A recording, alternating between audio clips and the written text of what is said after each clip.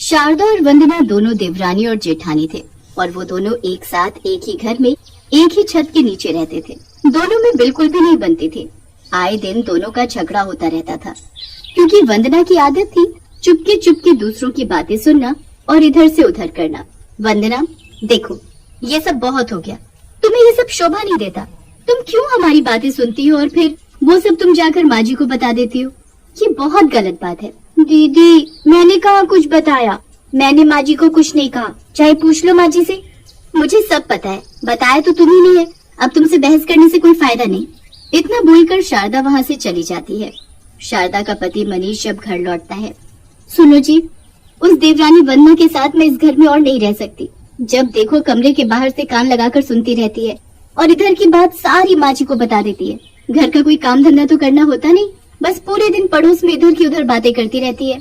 तुम्हें तो पता ही है कि उसके कान कितनी तेज हैं, दूर से भी सब सुनाई देता है उसे।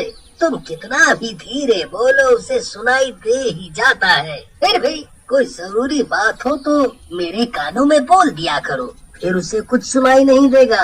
हाँ। उन्हें क्या पता था कि वंदना सीढ़ी पर खड़े हुए अभी भी उनकी बातें सुन रही थी। सुनो जी, एक बात बोलूं, मैं ये बोल रही थी कि हम लोग चुपचाप माँ से सारी प्रॉपर्टी पर साइन करा लेते हैं। उस वंदना को इसमें से कुछ नहीं देंगे, उसके बाद मैं उस वंदना को इस घर से जाने को बोल दूंगी। अच्छा जी, तो दीदी हमारा हिस्सा भी हड़पना चाहती है, पर मैं ऐसा होने नहीं दूंगी। तभी वंदना से वहाँ रखा गमला हिल जाता है। शारदा को पता चल जाता है कि वंदना ने उसकी सारी बातें सुन ली है। वो जल्दी से दरवाजा खोलती है और वंदना को सीढ़ी से धक्का दे देती है।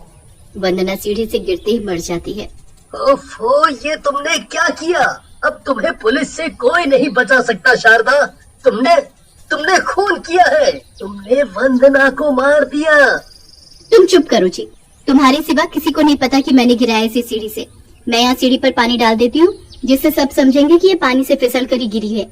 शारदा सीढ़ी पर पानी डाल देती है और दोनों चुपचाप अपने कमरे में जाकर सो जाते हैं। सुबह होते ही सभी को पता चल जाता है कि वंदना सीढ़ी से फिसल कर मर गई। उसका पति चेतन उसका अंतिम संस्कार कर देता है। कुछ दिन बीत जाने के बाद मरी हुई वंदना चुड़ैल बन जाती है, वो भी 2 बड़े बड़े कानों के साथ। हाथी जैसे बड़े बड़े उसके 2 कान थे। मैंने ऐसा क्या बुरा किया जो मुझे ऐसी सजा मिली? एक तो चुड़ैल, ऊपर से ये इन बड़े बड़े कानों से मुझे बहुत आलस आ रहा है। तभी चुड़ैल को कुछ फुसफुसाने की आवाज सुनाई देती है। वो आवाज पड़ोस की मीना काकी की थी। मैंने अपनी बहू के खाने में ये जहर मिला दिया है, बस वो इसे खाते ही मर जाए, फिर मैं अपने बेटे की शादी किसी अमीर लड़की से करूंगी। अब मैं चली यहाँ से, कहीं कोई मुझे देख ना ले। चुड़ैल के कान बड़े तो हो ही गए थे, उसकी सुनने की शक्ति भी बहुत तेज हो गई थी।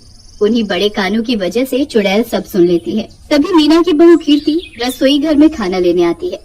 इस खाने को मत खाना, ये खाना तुम्हारे खाने लायक नहीं है। चुड़ैल, कोई बचाओ मुझे, माँ जी बचाओ। तुम्हारी माँ तुम्हें बचाना नहीं, तुम्हें तो वो मारना चाहती है।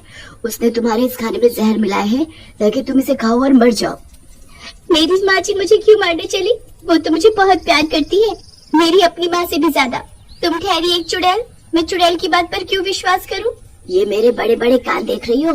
कोई कितनी भी दूर खड़ा होकर बातें कर रहा हो, मुझे इनसे सब सुनाई दे जाता है। मैंने इन्हीं कानों से सुना, तुम्हारी सास अपने बेटे की दूसरी शादी करना चाहती है किसी अमीर लड़की से, इसलिए वो तुम्हें मारना चाहती है। वो उधर देखो, खाने पर जो मक्खी बैठी थी वो उसे खाते ही मर गई। अब तो तुम्हें सब समझ आ गया होगा। तुमने सही कहा, इस खाने में वाकई जहर है। मैं सोच भी नहीं सकती कि माँ जी मेरे साथ ऐसा करेंगी। वो मुझे जहर देकर मारना चाहती थी। तुम चुड़ैल तो हो लेकिन अच्छी चुड़ैल हो, तुमने मेरी जान बचाई, इसके लिए तुम्हारा बहुत बहुत शुक्रिया। अगर आज ही खाना में खा लेती तो मेरे पेट में पल रहा मेरा बच्चा भी मर गया होता। अच्छा हुआ जो वक्त पर पता चल गया।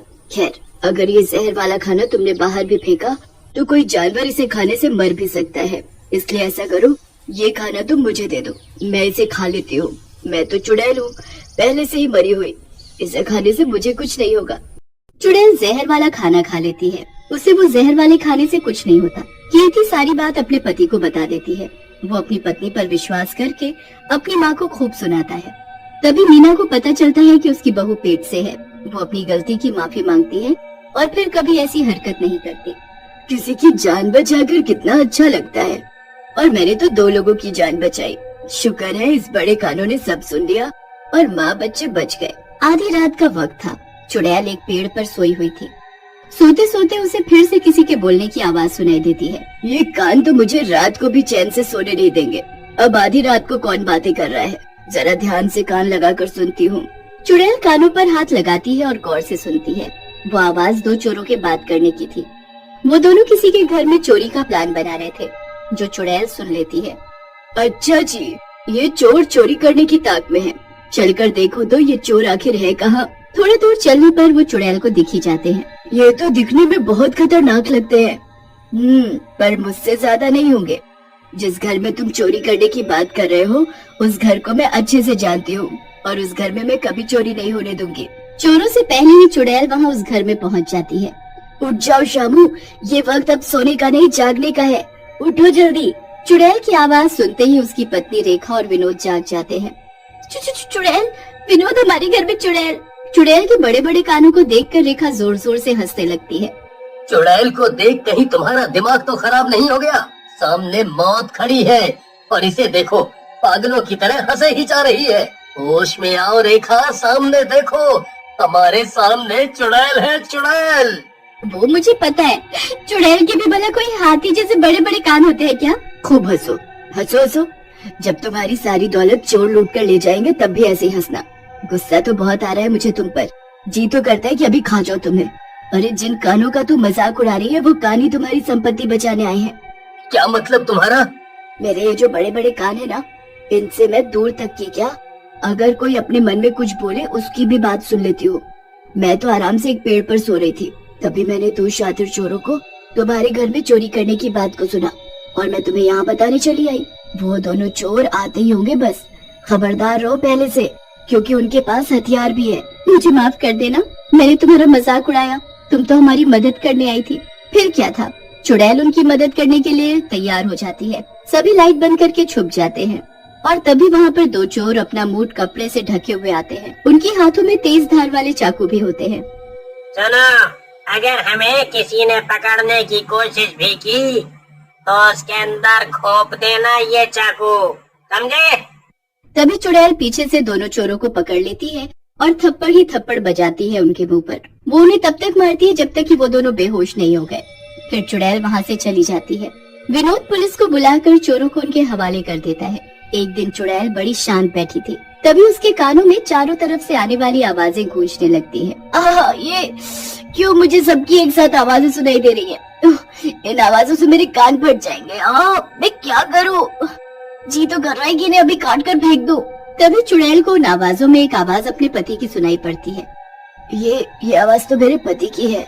दूसरों की मदद करने के चक्कर में मैं ये भूल गई कि मेरी मौत कैसे हुई और क्यों हुई। मेरा भी एक घर है, मुझे और गौर से सुनना होगा कि आखिर ये बातें क्या कर रहे हैं। चुड़ैल अपने घर की तरफ जाती है। बाहर खड़ी होकर वो सब सुन लेती है।